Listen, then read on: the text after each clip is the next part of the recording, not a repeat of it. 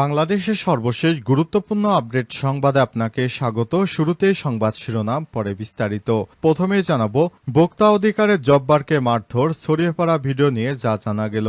সামাজিক যোগাযোগ মাধ্যম ফেসবুকে বেশ কয়েকটি অনলাইন প্ল্যাটফর্মে একটি ভিডিও সম্প্রতি ভাইরাল হয়েছে। ছড়িয়ে পড়া ভিডিওতে দেখা যায় ব্যস্ত একটি সড়কে কয়েকজন লোক জড়ো হয়ে জাতীয় ভোক্তা অধিকার ঢাকা অঞ্চলের সহকারী পরিচালক মোহাম্মদ আব্দুল জব্বার মণ্ডলের মতো দেখতে এক ব্যক্তিকে মারধর করছে। তবে প্রকৃত অর্থে ভিডিওর ভুক্তভোগী ওই ব্যক্তি ভোক্তা অধিকারের আলোচিত ওই ব্যক্তি নয়। বুধবার বেলা 11টার দিকে গণমাধ্যমে এই তথ্য নিশ্চিত করেছে জাতীয় ভোক্তা অধিকার সংরক্ষণ অধিদপ্তরের ঢাকা অঞ্চলের পরিচালক মোহাম্মদ আব্দুল জব্বার মণ্ডল। তিনি জানান, এই ধরনের কোনো ঘটনাই ঘটেনি। ছড়িয়ে পড়া ভিডিওটি ভুয়া, কেবলই গুজব।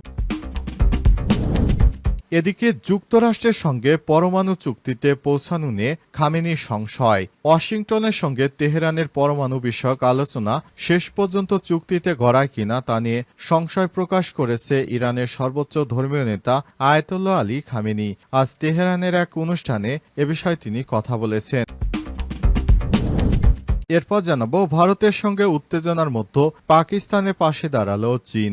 জাতীয় সার্বভৌমত্ব এবং আঞ্চলিক অখণ্ডতা রক্ষায় চীন পাকিস্তানকে সমর্থন করে বলে জানিয়েছে এশীয় পরাশক্তির এই দেশটি। রাজধানী বেইজিংয়ে পাকিস্তানের পররাষ্ট্রমন্ত্রী ইসাকদারের সঙ্গে বৈঠকে কথা জানান চীনের পররাষ্ট্রমন্ত্রী ওয়াং। জানাবো, পাকিস্তানে ফের হামলা, গুরুতর আহত লস্করের শীর্ষ নেতা হামজা।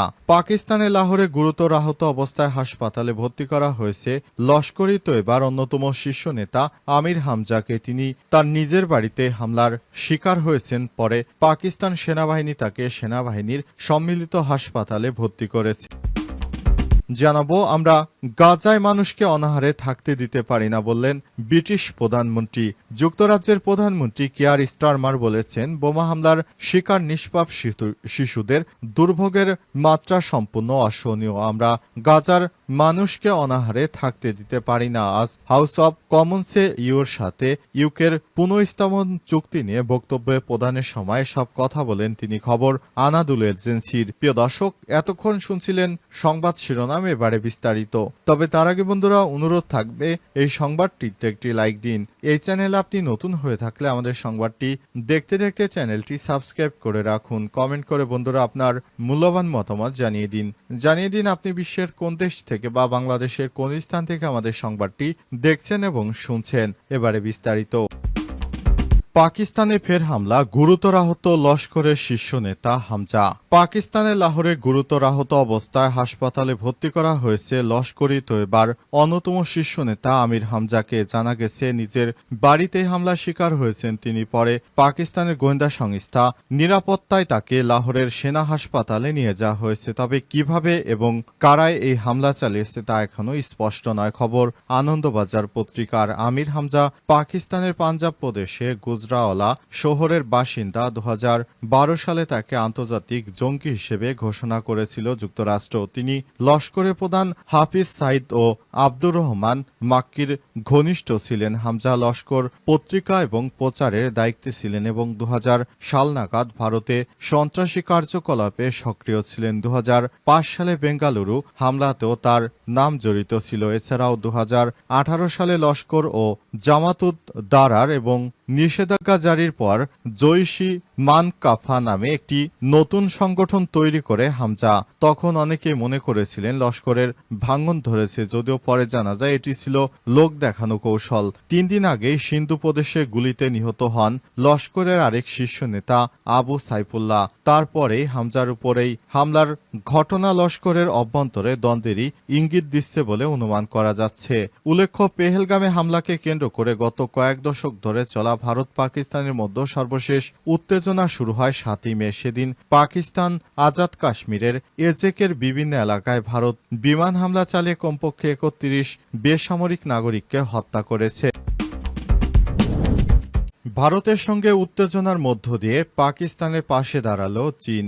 জাতীয় সার্বভৌমত্ব এবং আঞ্চলিক অখণ্ডতা রক্ষায় চীন পাকিস্তানকে সমর্থন করে বলে জানিয়েছে এশীয় পরাশক্তির এই দেশটি। রাজধানীর বেইজিংয়ে পাকিস্তানের পররাষ্ট্রমন্ত্রী ইসাক দারের সঙ্গে বৈঠকে কথা জানান চীনের পররাষ্ট্রমন্ত্রী ওয়াং ই। মঙ্গলবার 20 মে পৃথক প্রতিবেদনে এই তথ্য জানিয়েছে বার্তা সংস্থা এএফপি এবং সংবাদ মাধ্যম দ্য ডন। প্রতিবেদনে বলা হয়েছে, পাকিস্তান ও ভারতের মধ্যে সাম্প্রতিক সীমান্তে উত্তেজনার পর চীন জানিয়েছে পাকিস্তানের জাতীয় সার্বভৌমত্ব এবং ভৌগোলিক অখণ্ডতা রক্ষায় তারা দৃঢ়ভাবে দেশটির পাশে রয়েছে। মঙ্গলবার বেইজিংয়ে দুই দেশের পররাষ্ট্রমন্ত্রীদের বৈঠকে চীন এই বার্তা দেয়। চীন পররাষ্ট্রমন্ত্রী ওয়াং ই বলেছেন, পাকিস্তান ও ভারতের মধ্যে উত্তেজনার মধ্যে তারা সংলাপ ও শান্তিপূর্ণভাবে মতপার্থক্য মেটানোর উদ্যোগকে স্বাগত জানান।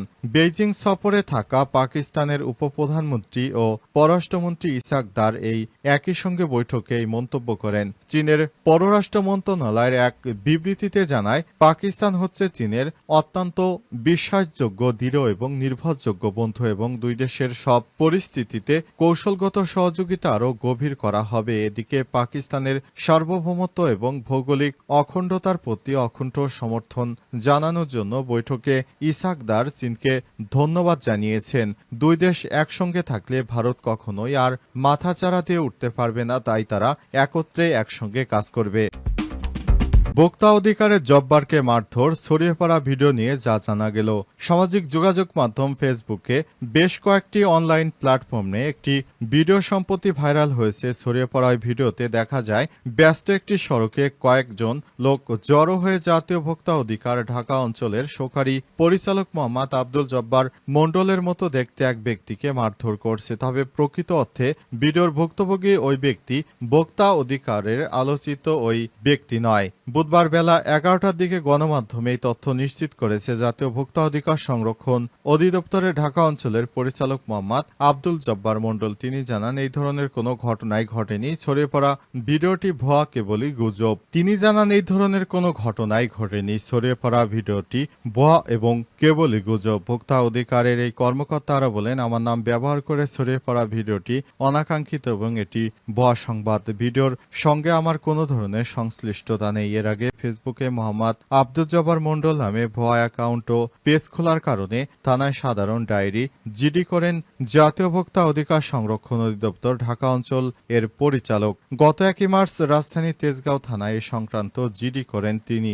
সেখানে ফেসবুক পোস্টে তিনি লেখেন, আমার নাম ও ছবি ব্যবহার করে কিছু নকল ফেসবুক অ্যাকাউন্ট এবং ফেসবুক পেজ খোলা হয়েছে। এ বিষয়ে জিডি করা হয়েছে। জিডি নম্বর 1699, তারিখ 31 মার্চ 2025। এ বিষয়ে সবাইকে সতর্ক থাকার অনুরোধ জানিয়েছিলেন তিনি। পরিশেষে তিনি লেখেন, ঈদ মুবারক। এ বিষয়ে জানতে আব্দুল জব্বার মণ্ডলের সঙ্গে যোগাযোগ করা হলে তিনি আমাদেরকে জানিয়েছেন তার বিরুদ্ধে একটি গুজব ছড়ানো হচ্ছে, তবে ভিডিওর বিষয় যাকে মারধর করা হচ্ছে সেটি তিনি নয়।